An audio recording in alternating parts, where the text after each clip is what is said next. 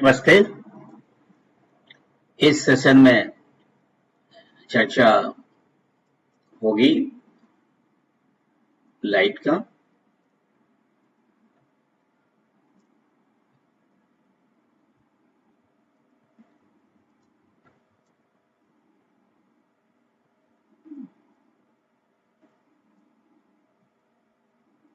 So this is light and radiation. अब ये प्रश्न है कि व्हाट इज लाइट। तो लाइट यहाँ देख रहे हैं कि light is a form of electromagnetic radiation visible to the human eye, जो आंख को दिखेगा। और सेकेंड है dual nature behaves as both wave and particle. Next one is a speed in vacuum is 3 × 10⁸ meter per second, and then SI unit of luminous intensity is candela। अब आप देखिए कि लाइट, इसे हम क्या बोलेंगे, प्रकाश बोलेंगे। तो पहली बात तो हुआ कि ये विद्युत चुम्बकीय तरंग है, इलेक्ट्रोमैग्नेटिक रेडिएशन, विद्युत चुम्बकीय तरंग और विकिरण। दूसरी बात क्या है ये कि इसका जो वेवलेंथ होता है उसके संकेत देते हैं वो लैम्डा, जिसको तरंग लंबाई बोलते हैं। और लैम्डा का जो वैल्यू होता है वो अराउंड ऐसे तो 4000 एंगस्ट्रॉम से लेकर के 8000 एंगस्ट्रॉम के बीच है ये, मतलब जिसमें हम किसी चीज को देख सकते हैं। लेकिन अगर हम देखेंगे एनसीईआरटी को याद करेंगे तो एनसीईआरटी में इट इज देयर, जो दिया हुआ है वो 400 नैनोमीटर से लेकर के आपका 750 नैनोमीटर हुआ। तो यहाँ पे आ जाए हम लोग कि lambda 400 nanometre to 750 nanometre, right. और मैं बता दूं कि 1 नैनोमीटर इज इक्वल टू होता है 10⁻10 मीटर, याद रखिएगा, ठीक है। अब क्या है कि एक बात और आती है कि light shows dual nature. Light shows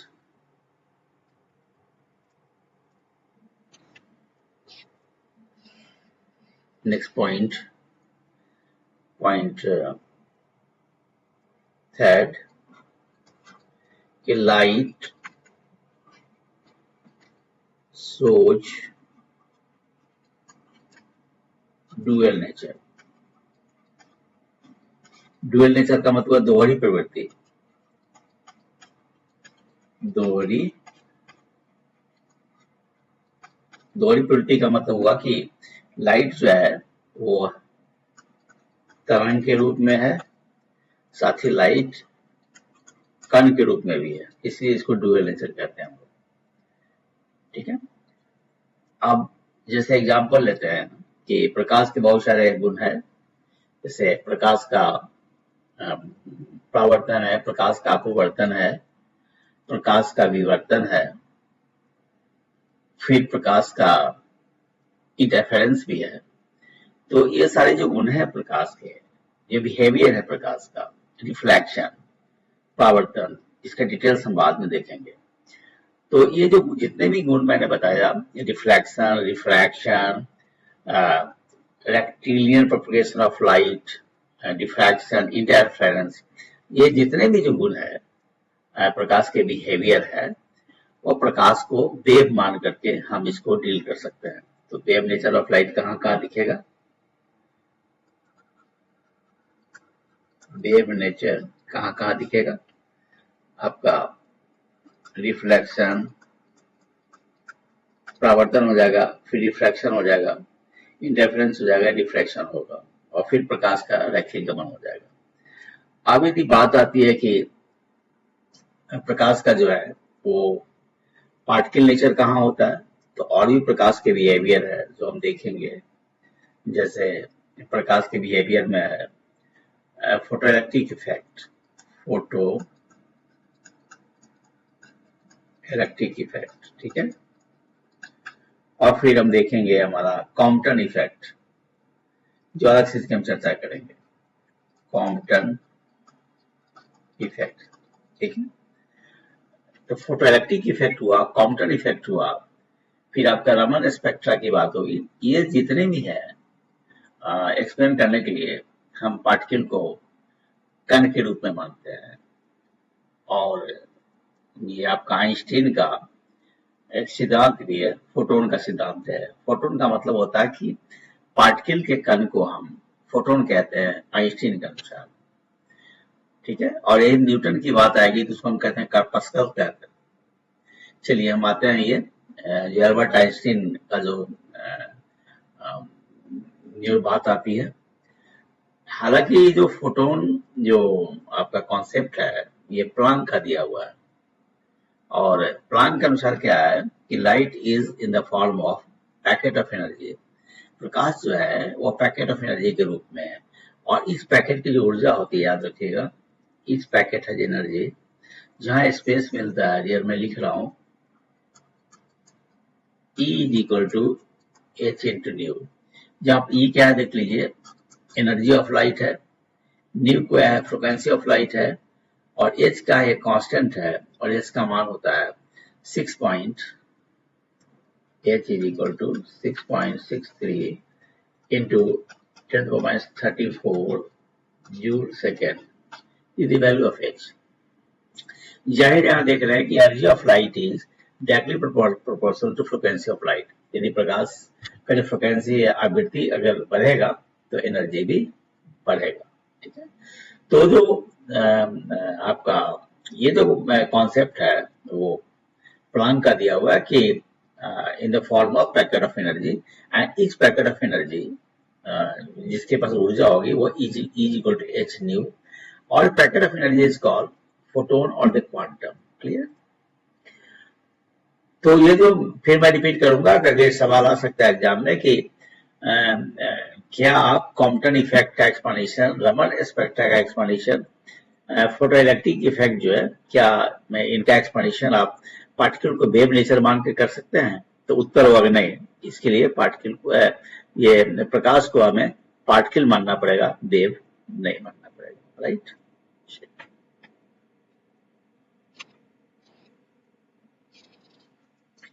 अब यहां देखिए, जैसे टाइप्स ऑफ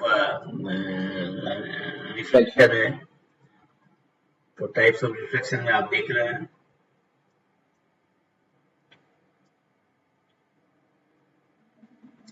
यहाँ पे है टाइप्स ऑफ रिफ्लेक्शन।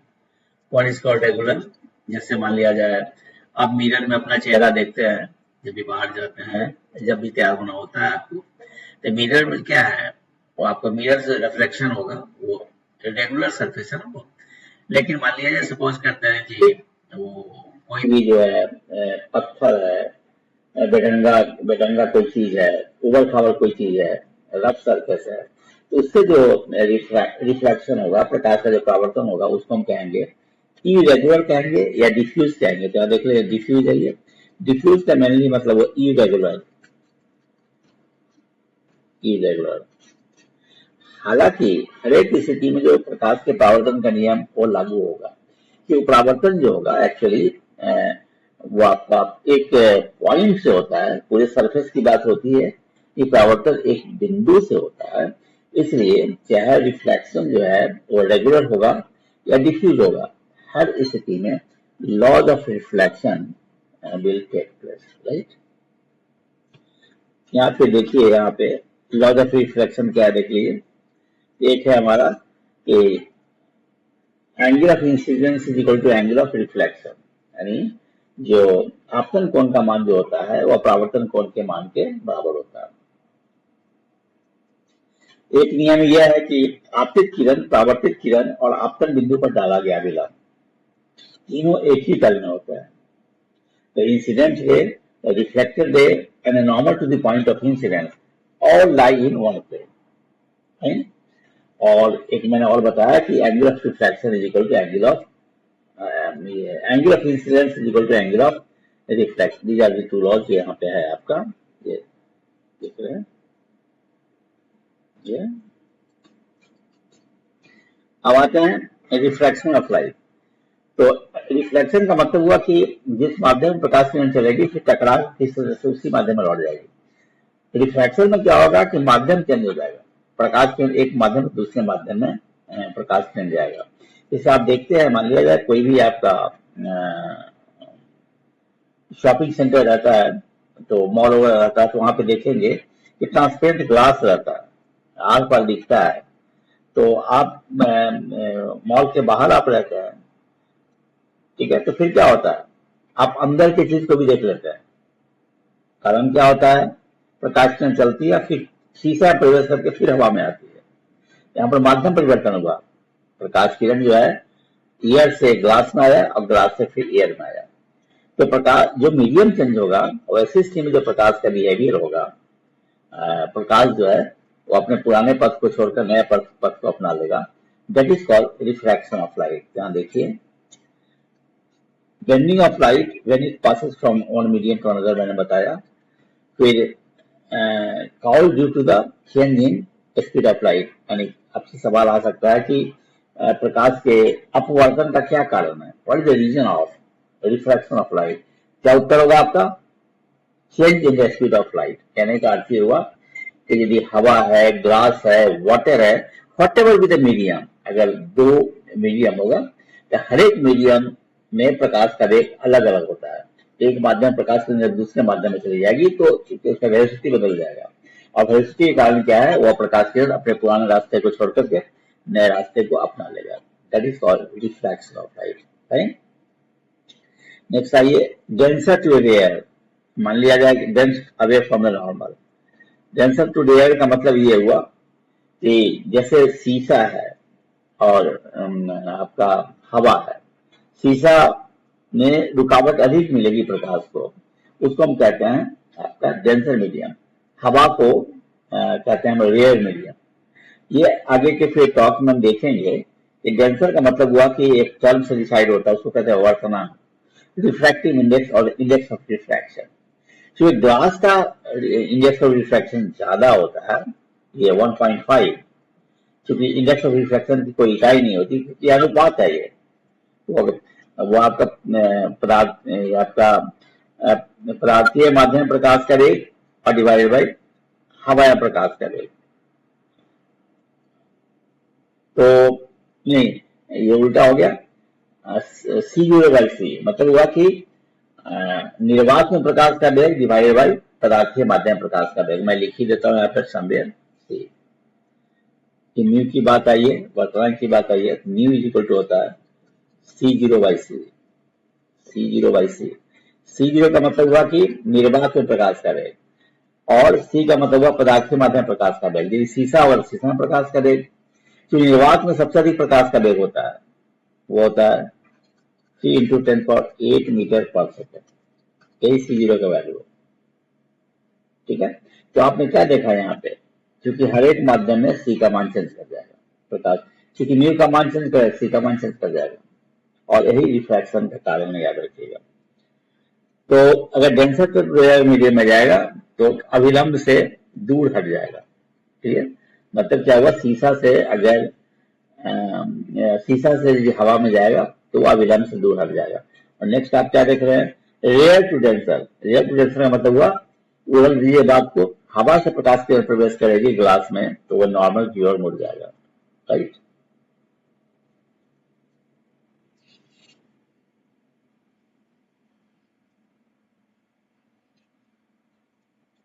अब कुछ और इंपॉर्टेंट टर्म्स को देख लीजिए, यहाँ पे आप देख रहे हैं।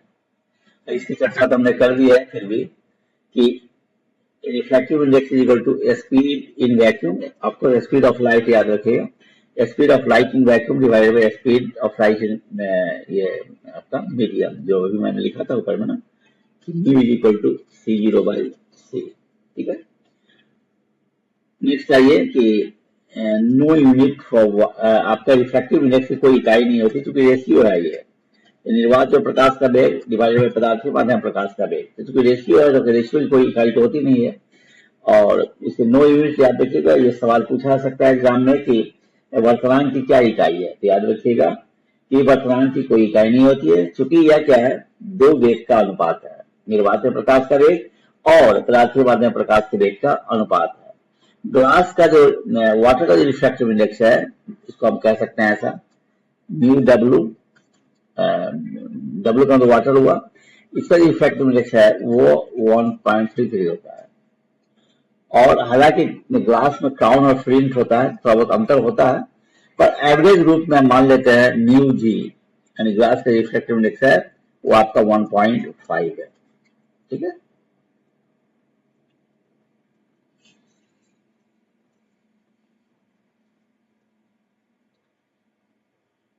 अब देखिए कि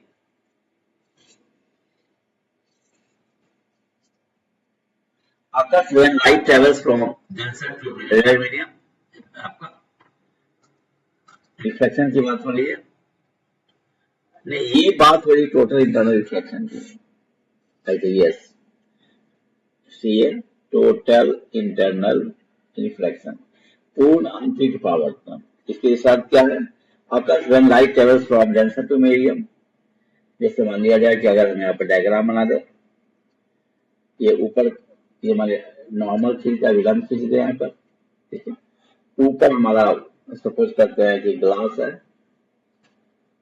और नीचे हमारा एयर है, हवा है, प्रकाश किरण आएगी ऐसे और ये विलंब से दूर भाग जाएगी। ठीक है, ये हमारा एंगल ऑफ इंसिडेंस कहलाता है आई, क्या कहलाएगा, एंगल ऑफ इंसिडेंस आई, और ये कहलाता है हमारा, चूंकि नॉर्मल खींचे हुए हैं, ये कहलाएगा एंगल ऑफ रिफ्लेक्शन आर। जाहिर है क्या है, आर जो है आई से ज्यादा है। इस तरीके से बढ़ाते चले जाएंगे, एक समय आएगा कि आपका प्रकाश का अपवर्तन नहीं होगा, प्रकाश के नियमों का पालन करती हुई उसी माध्यम में परावर्तित हो जाएगी, जिसे हम कहेंगे पूर्ण आंतरिक परावर्तन। ठीक है, इसके लिए पहला तो शर्त हो गया हमारा डेंसर टू रेयर में प्रकाश चलना चाहिए, डेंसर टू रेयर में। दूसरा जो होना चाहिए angle of incidence is greater than critical angle, याद रखिएगा, angle of incidence is greater than critical angle. और नेक्स्ट है इसका क्या क्या एप्लीकेशन है, जैसे हमारा ऑप्टिकल फाइबर है वो पूर्ण आंतरिक परावर्तन सिद्धांत पर काम करता है। डायमंड जो चमकता है, रेडियस ऑफ डायमंड जो है it is due to the total internal reflection. तो मिरेज फॉर्मेशन, जैसे डेजर्ट है राजस्थान में जो है और मिरेज बनता है, मिरेज कृष्णा जिसको बोलते हैं, वो भी टोटल इंटरनल रिफ्लेक्शन का कारण बनता है। नेक्स्ट आइए dispersion of light. Dispersion of light का मतलब हुआ कि splitting of when light splitting of light into its constituents caused by diffraction through prism and violet Benz-Most and violet Benz-Most red list। अब इसको समझ लीजिए बात को, ये क्या है। एक तो बात हो गई कि हमारा डिस्पर्शन क्या है, तो डिस्पर्शन किसका होगा, डिस्पर्शन लाइट का होगा, ऑफ लाइट। इसको समझ लीजिए कि जो विजिबल लाइट है, मैंने जिसमें हम प्रकाश की इसको देखते हैं, उसको हम कहते हैं भीम गयो। क्या बोलेंगे हम लोग, याद रखिएगा, भीम गयो। भी का मतलब वायलेट हो गया, I indigo, B blue, G green, Y yellow, O orange and R red. ठीक है, लेमडा का मान जो बढ़ता है, वायलेट का मान, वायलेट के लेमडा का मान सबसे कम होता है, रेड की सबसे ज्यादा होता है। ये भी प्रश्न आ सकता है, lambda increases from violet to red, clear है ना। तो डिस्पर्सन का मतलब ये हुआ कि यदि अगर प्रिज्म से हम पार कराए प्रकाश किरण को, व्हाइट लाइट को, या सूर्य के सामने में यदि हम प्रिज्म को रख दें, तो देखेंगे क्या कि दूसरे जो आपका फेस होगा उससे 7 रंग मिलेगा आपको, और 7 रंग का जो कलर सब अलग अलग हो जाएगा, क्योंकि अलग अलग रंग के प्रकाश का वेग किसी माध्यम में अलग अलग होता है। तो घुसा तो प्रिज्म के अंदर व्हाइट, लेकिन जैसे प्रिज्म के अंदर घुसा तो सब अलग अलग हो गया, और अलग अलग जब हो जाएगा तो क्या हो गया, वो बाहर जब निकलेगी, प्रिज्म से बाहर निकलेगी, फिर अलग दिशा में निकलेगी। इसको हम, ये जो 7 रंग का जो पट्टी बना उसको कहते हैं स्पेक्ट्रम। क्या बोलेंगे, स्पेक्ट्रम, वर्णपट। ठीक है, ये 7 रंगों में बंटना जो प्रकाश का हुआ, this is dispersion of light. याद रखिए, क्या कहेंगे इसको? Dispersion of light.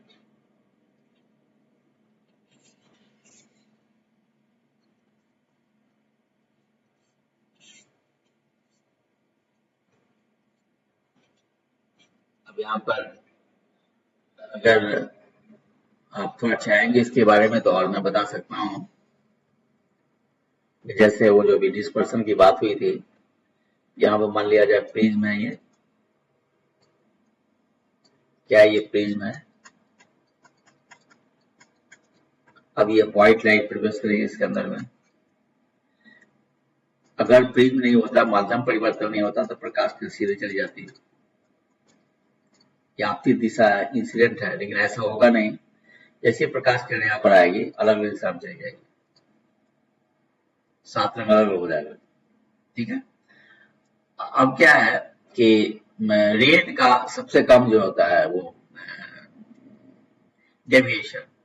तो अगर हम इस प्रकाश किरण फिर बाहर निकलेंगे, यहाँ पे स्क्रीन रख देंगे, स्क्रीन पर भिप की ओर ऐसा पैटर्न बनेगा, सबसे ऊपर रेड रहेगा, ये पैटर्न बन जाएगा। ये दिस इज कॉल्ड स्पेक्ट्रम। और ये जो अलग अलग रंग, अलग अलग रंग का प्रकाश अलग अलग चला गया, दिस इज कॉल्ड स्पेक्ट्रम। तो ऊपर में रेड रहेगा, नीचे व्हाइट रहेगा, अब बाकी दोनों के बीच में और भी कलर्स रहेंगे। राइट, तो अब देख लीजिए लेंस के बारे में। अब लेंस मेनली 2 तरह के होंगे, कॉन्वेक्स होंगे, एक हुआ कॉन्केव होगा। कॉन्वेक्स लेंस को हम कन्वर्जिंग भी कहते हैं, मतलब इसका काम रहता है कि सारे के सारे प्रकाश किरणों को एक बिंदु पर केंद्रित कर देना। जैसे हमारे कॉन्वेक्स लेंस को आप सोर्स के सामने में रख देंगे तो क्या होगा, वो सारे के सारे प्रकाश किरण को एक बिंदु या उस बिंदु के आसपास स्मॉल रीजन में सबको फोकस कर देगा, कॉन्सेंट्रेट कर देगा। राइट, और जो इमेज फॉर्मेशन करेगा वो रियल करेगा एंड इन्वर्टेड करेगा, वास्तविक होगा और उल्टा होगा। अब एक्सेप्ट एक में आपका एक आध कंडीशन में वो नहीं होगा आपका। जैसे अगर ये करते हैं हम लोग, आगे देखेंगे हम लोग कि सिंपल माइक्रोस्कोप में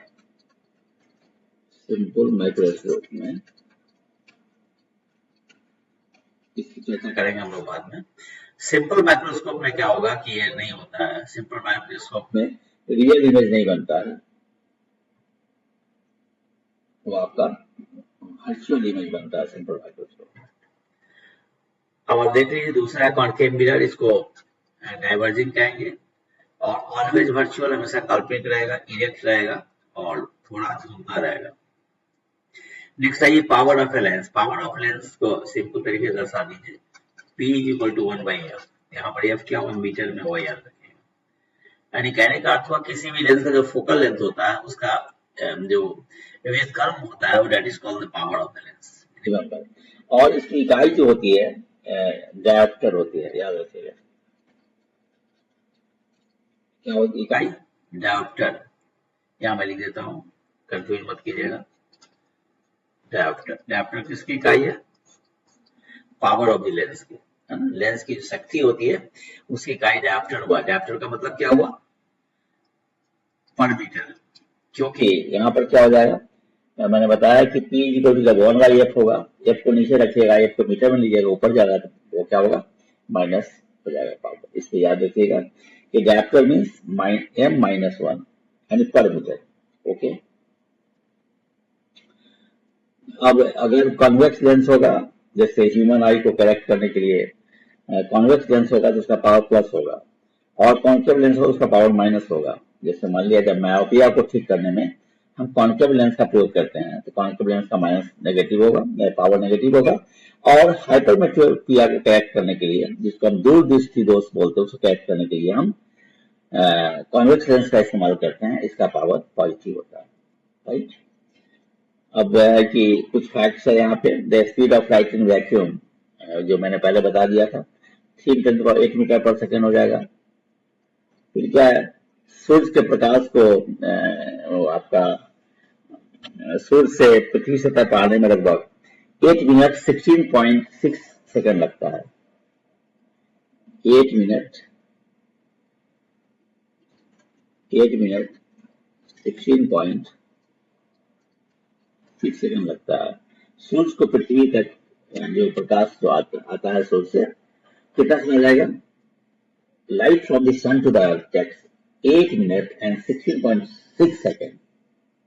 अब यदि मान लिया जाए कि हम चंद्रमा की बात करें, क्योंकि चांद का तो अपना प्रकाश नहीं होता है, सूर्य से प्रकाश के चांद पे प्रकाश जाता है और फिर वहां से रिफ्लेक्ट होता है, उसको आने में समय लगेगा आपका, वो आपका लगभग लग जाएगा उसको आने में 1.28 सेकेंड। यहाँ पे लिखता हूं मैं T 1.28 सेकेंड, T 1.2। अगर स्पष्ट नहीं दिख रहा है तो again I am writing T 1.28 second. ये कौन सा टाइम हुआ? ये टाइम हुआ कि चंद्रमा से प्रकाश किरण परावर्तित होकर आएगी, तो चंद्रमा को पृथ्वी तक प्रकाश को आने में, ऑफकोर्स रिफ्लेक्टिव लाइट, उसमें समय लगता है 1.28 सेकेंड। और याद रखिएगा, सूर्य से पृथ्वी तक प्रकाश को आने में समय लगता है 8 मिनट 16.6 सेकेंड, यहां लिखा हुआ, राइट।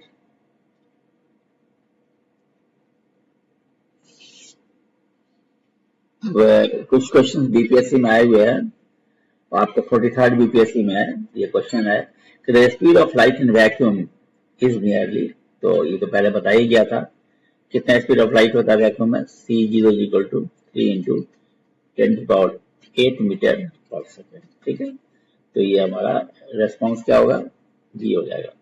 नेक्स्ट आइए, the sunlight from the sun to the earth reaches, कितने समय में आता है ये? तो हालांकि अभी मैंने बताया है आपको कि वो 8 मिनट लगभग है, वैसे उसको लगता है 8 मिनट 16.6 सेकेंड, 8 मिनट 16.6 सेकेंड, क्योंकि लगभग में मान लिया यहाँ पर, तो ये हमारा हो जाएगा 8 minute, right.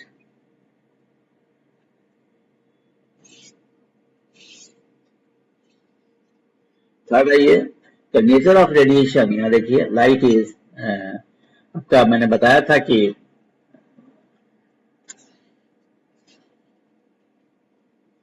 Light shows dual nature, मैंने बताया था ड्यूअल नेचर। ड्यूअल नेचर का मतलब मैंने बताया था एज ए पार्टिकल, और नेक्स्ट जो मैंने बताया था एज ए वेव।